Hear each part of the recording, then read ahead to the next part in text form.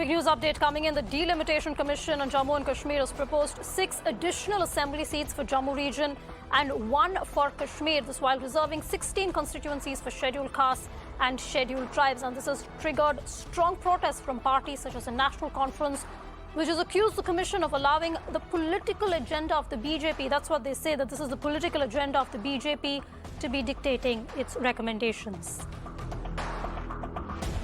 My colleague Pradeep joins us for more. Pradeep, first of all, just break down for us how they arrived at this number. And second, politically, what does this mean?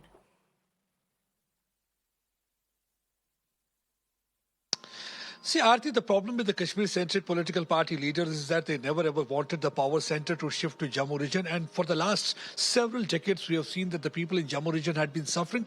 Despite they having far-flung areas and more population, they were not getting that assembly seat. And we have already seen this case had been of whether it was about the Kishtwar, some other places. So people were not getting representation. They thought that because they always wanted to keep power with them, that's one of the reasons that there were 46 assembly seats with the Kashmir Valley province and only 37 in Jammu province. So now what the Delimitation Commission, they had looked into all the aspects. They want that there should be no imbalance and everybody should get proper representation. That's why they are going to increase, because they have to increase 7 seats.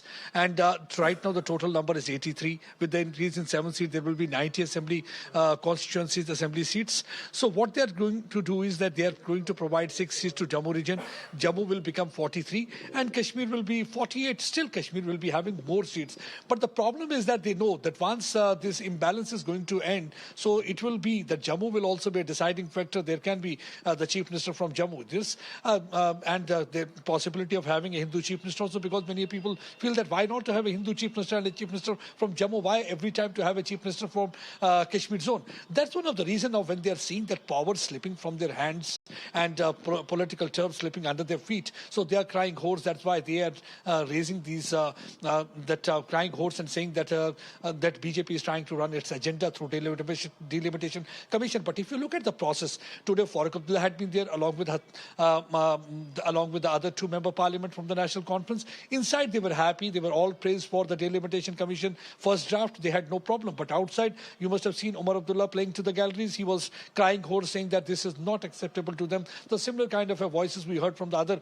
political party leaders from Valley. And then many people had been in fact hitting out at the National Conference also for their duplicity. They said that you are partner with them inside when the Delimitation Commission meeting was being held, and outside you are crying hoarse that is not really going to work because you can't anymore befool people of Jammu and Kashmir region. But if you look at the reality, see 7 seats now the scheduled caste people will be getting. They too have a right to get proper representation. 9 seats will be getting, the scheduled tribe people will also be getting 9 seats.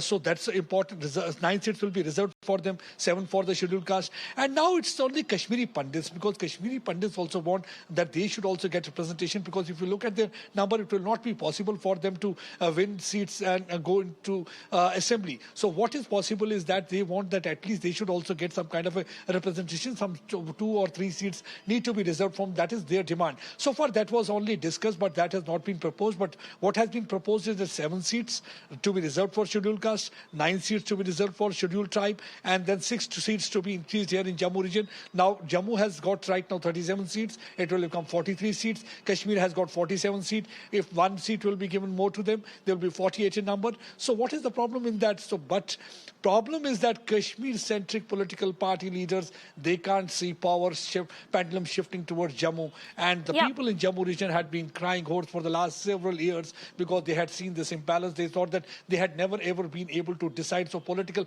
aspirations of the people of these regions are also to be seen. It is not only, it is about communication, because there are places which are far away. Because if you look at the road connectivity, they are far away places. So those areas also need a proper representation. Certainly. So it is not only one parameter. One parameter is the population.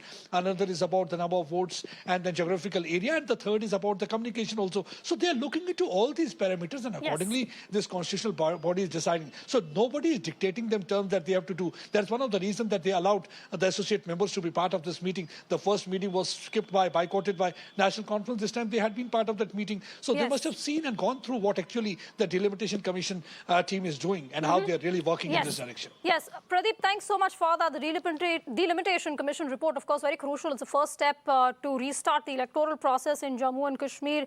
But of course, something that has huge political undertones, as Pradeep was so nicely laying out for us. Pradeep Datta, thanks so much for that.